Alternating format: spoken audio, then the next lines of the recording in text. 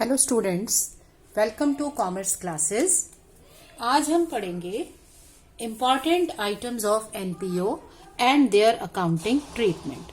Like जब हम NPO की बात करते हैं, नॉट फॉर प्रॉफिट ऑर्गेनाइजेशन, तो इनका स्ट्रक्चर और इनकी वर्किंग एक नॉर्मल बिजनेस से अलग होती है, तो इनकी ट्रांजैक्शंस भी कुछ अलग होंगी। सो आज हमें स्टडी करना है कि किस टाइप की ट्रांजैक्शंस हैं, क्या आइटम्स हैं और उनको अकाउंटिंग में कैसे ट्रीट करना है। सबसे पहली चीज जो हम ले रहे हैं वो है एंट्रेंस फी और एडमिशन फी। अब जो इसके नाम से हमें समझ में आ रहा है, एडमिशन फी। एडमिशन फी का मतलब है कि जो एडमिशन के टाइम, मतलब जब कोई पर्सन पहली बार किसी ऑर्गेनाइजेशन का मेंबर बनता है तो उस टाइम जो उससे फी ली जाती है उसे हम बोलते हैं admission fee. So it is a fees paid by a person at the time of becoming member. जब वो मेंबर बन जाता है उसके बाद उसे रेगुलर सब्सक्रिप्शन पे करनी होती है, जिसे हम सब्सक्रिप्शन या मेंबरशिप फी कहते हैं। तो वो उसकी रेगुलर फी है, वो एनुअली और सेमी एनुअली, क्वार्टरली, जो भी रूल्स हैं उसके अकॉर्डिंग पे करेगा। But entrance fee is a one time payment जो उसे तब करनी है जब एडमिशन लेना है। ये एडमिशन फी एडमिशन के टाइम ली जाती है और ऑर्गेनाइजेशन के लिए, क्योंकि मेंबर्स आते रहते हैं हर बार, so admission fee is a routine receipt. तो जो भी एडमिशन फी मिलती है इसको हम किस नेचर का मानते हैं? इसको हम मानते हैं रेवेन्यू रिसीट। रेवेन्यू रिसीट का मतलब है कि ये एक रेवेन्यू ट्रांजैक्शन है और एक रेगुलर फीचर है एनपीओस के लिए। So as a revenue receipt इसे हमें इनकम एंड एक्सपेंडिचर अकाउंट में, ये मैं शॉर्ट फॉर्म लिख रही हूं, इनकम और एक्सपेंडिचर अकाउंट में इनकम साइड में शो कर देंगे। So you remember income and expenditure account is a T shape statement. Right side में इनकम्स आती हैं, लेफ्ट साइड में एक्सपेंसेस आते हैं। तो राइट साइड पर हमें revenue receipt, that is admission fee या फिर एंट्रेंस फी, इसमें क्रेडिट कर देनी है। ये बैलेंस शीट में नहीं जाती। जो भी हमें ट्रांजैक्शंस और उनके अकाउंटिंग ट्रीटमेंट समझने हैं उसका एक बेसिक गोल्डन रूल है। रूल क्या है कि अगर ये रेवेन्यू ट्रांजैक्शन है तो ये इनकम एंड एक्सपेंडिचर का पार्ट बनेगी, और if it is a capital transaction then it is a part of balance sheet. तो सारी कैपिटल ट्रांजैक्शंस बैलेंस शीट में आती है। हाँ, उनका प्रॉफिट और लॉस हो रहा है तो वो यहां जरूर आएगा इनकम एंड एक्सपेंडिचर में, but transaction itself is a part of balance sheet recording. But अगर कोई रेवेन्यू रिसीट है, रेवेन्यू रिकॉर्डिंग्स है, रेवेन्यू एक्सपेंडिचर है, तो वो सारा इनकम एंड एक्सपेंडिचर में आता है। सो हम जो ट्रांजैक्शंस या आइटम समझेंगे उसमें भी हमें यही समझना है कि ये रेवेन्यू है या नहीं है। अगर वो एक्सपेंस या रिसीट रेवेन्यू है तो वो इनकम एंड एक्सपेंडिचर का पार्ट बनेगी, और अगर वो कैपिटल है तो वो बैलेंस शीट का पार्ट बनेगी, प्रोवाइडेड उसका प्रॉफिट और लॉस इनकम और एक्सपेंडिचर में आ जाता है। Now take up the second item. It is a life membership fee. Now as the name says, life membership fee, मतलब वो फीस जो आप लाइफ मेंबर बनने के लिए देते हो या पैट्रन बनने के लिए देते हो। तो इसका मतलब ये हो गया कि आप एक बार ये फीस पे कर दोगे तो अब आपको हर साल फीस पे करने की जरूरत नहीं है। आपने ये फीस पे कर दी, आप लाइफ मेंबर और पैट्रन बन गए हो उस ऑर्गेनाइजेशन के। So through out your life you will be enjoying all the benefits और सर्विसेज ऑफ द ऑर्गेनाइजेशन। आप किसी क्लब के लाइफ मेंबर बन जाते हो तो आप पूरा लाइफ टाइम उस क्लब में जा सकते हो। You can participate in their activities, और उस क्लब में जाके आपको जो भी उनकी एक्टिविटीज हैं या जो भी उनके काम है उनमें आप पार्टिसिपेट करोगे। उनकी अगर कोई बुक निकलती है तो वो आपको मिलेगी, being the patron, being the life member. तो क्या हो गया, एक बार पेमेंट की बट अब आपको लाइफ टाइम बेनिफिट मिलना है। तो इसलिए जो लाइफ मेंबरशिप फी है इसे हम एक कैपिटल रिसीट मानते हैं। कैपिटल रिसीट का मतलब है कि ये रिकरिंग नहीं है। इट्स नॉट एवरी डे कि लोग लाइफ मेंबर बन जाते हैं, बहुत कम लाइफ मेंबर बनते हैं और इनकी फीस भी थोड़ी हाई होती है, और इसके अगेंस्ट अब उन्हें रेगुलर मेंबरशिप फी भी नहीं देनी है। सो इसे एक कैपिटल रिसीट मान के इसे इनकम एंड एक्सपेंडिचर में नहीं लिखना है। इसे हम बैलेंस शीट में कहा लिखेंगे, लायबिलिटी साइड में, जहां हमारे कैपिटल फंड आता है, कैपिटल फंड या जनरल फंड जिसे कहते हैं, उस फंड में आप ऐड कर देंगे लाइफ मेंबरशिप फी। तो ये इसमें प्लस हो जाएगी और ये प्लस करके अमाउंट आपका बैलेंस शीट में आएगा। I hope this is clear to you. So हमने क्या समझा, हमें सिर्फ ये देखना है कि जो ट्रांजैक्शन है वो रिकरिंग है, रेवेन्यू नेचर की है या नहीं है। अगर कोई ट्रांजैक्शन रिकरिंग और रेवेन्यू नेचर की है तो वो इनकम एंड एक्सपेंडिचर में आती है, रिसीट्स इनकम साइड में, पेमेंट्स एक्सपेंडिचर साइड में। और अगर कोई कैपिटल ट्रांजैक्शन है तो कैपिटल ट्रांजैक्शन हमारी जाती है बैलेंस शीट में। अब वो कैपिटल ट्रांजैक्शन इफेक्ट किसे करेगी, लाइबिलिटीज को करेगी, एसेट को करेगी, डिपेंड करेगा ट्रांजैक्शन क्या है।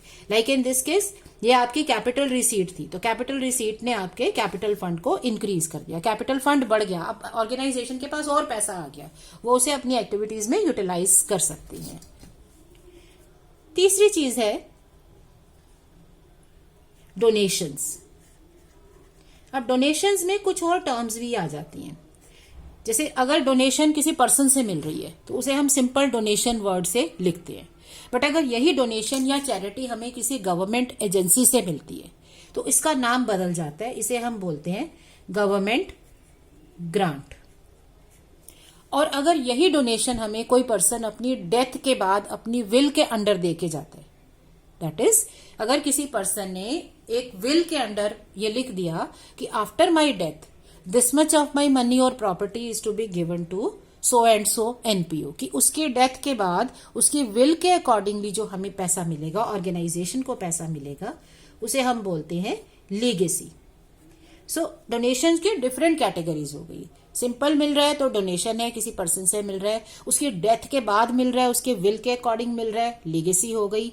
गवर्नमेंट से मिल रहा है तो हम गवर्नमेंट ग्रांट टर्म यूज करेंगे।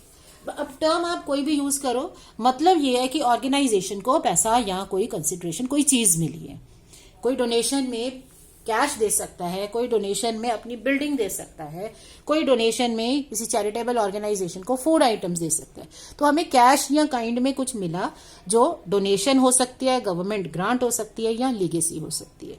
सो जब एनपीओ को ये डोनेशन या ग्रांट मिलती है, सो इसे कहाँ लिखा जाए, इनकम एंड एक्सपेंडिचर में या बैलेंस शीट में, इसका क्या ट्रीटमेंट होगा।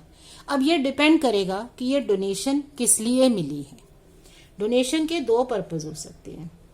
एक तो ये है कि जनरल डोनेशन है, दैट इज हमें लिखा नहीं है कि ये डोनेशन को कहाँ यूज करना है। So a person donated 50,000 rupees to an NPO and that's it. तो इसका मतलब ऑर्गेनाइजेशन पे कोई रेस्ट्रिक्शन नहीं है कि इसको कहाँ यूज करो, वो उसको किसी भी पर्पस के लिए ऑर्गेनाइजेशन में यूज कर सकते हैं। सो अगर स्कूल को डोनेशन मिलती है, वो उसका लाइब्रेरी में बुक्स खरीद सकते हैं, बिल्डिंग में यूज कर सकते हैं, स्कॉलरशिप दे सकते हैं, प्राइजेस दे सकते हैं, या स्कूल में कोई कल्चरल एक्टिविटी करा सकते हैं। सो कोई रिस्ट्रिक्शन नहीं है। So it's a general donation. अब जनरल डोनेशन जो है इसे हम रिकरिंग या रेवेन्यू रिसीट मानते हैं, क्योंकि ये जनरली नॉर्मली थोड़ा बहुत अमाउंट ऑर्गेनाइजेशंस को डोनेशन के तरह मिलता रहता है। So as a revenue receipt इसे हम कहाँ ले जाएंगे, इनकम एंड एक्सपेंडिचर अकाउंट में, इनकम साइड में इसे लिख देंगे कि ऑर्गेनाइजेशन को और पैसा मिल गया। सेकेंड है डोनेशंस जो किसी स्पेशल पर्पस के लिए दी जाती हैं, जिसे हम कहते हैं स्पेसिफिक डोनेशन। अब ये डोनेशन टर्म मैं यूज कर रही हूं, बट डोनेशन के साथ ग्रांट या फिर लीगेसी कुछ भी आ सकता है। किसी कोई अपनी विल के अंडर भी पैसा देके जा सकता है कि उसे बिल्डिंग पे ही यूज करना है या बुक्स पर ही यूज करना है या उससे स्पोर्ट्स डे मनाना है।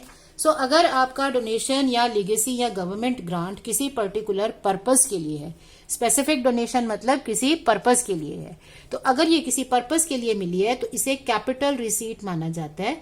और एज अ कैपिटल रिसीट इसको क्या कर देते हैं, कैपिटलाइज कर देते हैं।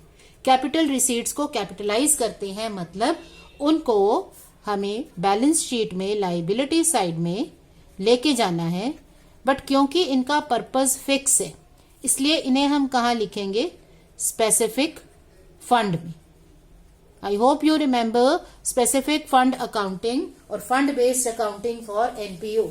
तो जब भी कोई स्पेसिफिक डोनेशन मिलती है, स्पेसिफिक का मतलब किसी रिस्ट्रिक्शन के साथ, किसी पर्पस के साथ, तो उसे अलग फंड में डाला जाता है। सो सपोज आपको डोनेशन मिली प्राइजेस के लिए, तो आप उसे प्राइज फंड में लिखोगे। अगर ऑर्गेनाइजेशन के पास पहले से प्राइज फंड है तो उसी फंड में उसको ऐड कर देंगे, और अगर ऑर्गेनाइजेशन के पास फंड नहीं है तो फिर उसको अलग से नया फंड बना के उसमें लिख देंगे प्राइज फंड।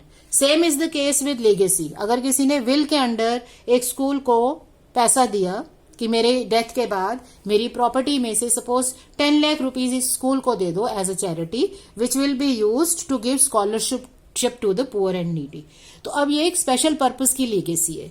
सो उसे हम स्पेसिफिक डोनेशन या लीगेसी मान के कैपिटल रिसीट का नाम देंगे। तो यहां पे आपके बैलेंस शीट में लाइबिलिटी साइड में आ जाएगा स्कॉलरशिप फंड। इसका पर्पस क्या है कि इसमें से पैसा यूज हो सकता है स्कॉलरशिप देने के लिए। तो इस फंड से रिलेटेड जो भी इनकम होगी या जो फर्दर डोनेशंस आएंगी या जो एक्सपेंसेस होंगे वो इस फंड में एडजस्ट होंगे।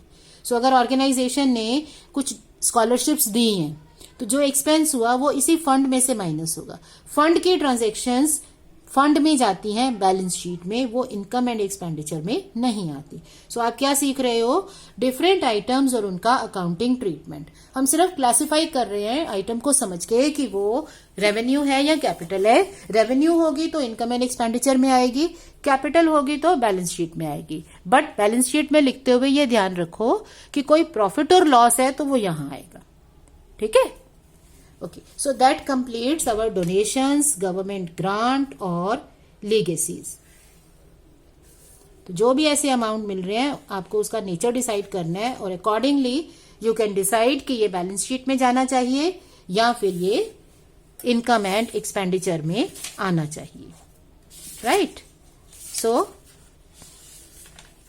That completes our 3 main categories: entrance fee, life membership fee and donations, which includes legacies as well as government grant. Right? Thank you.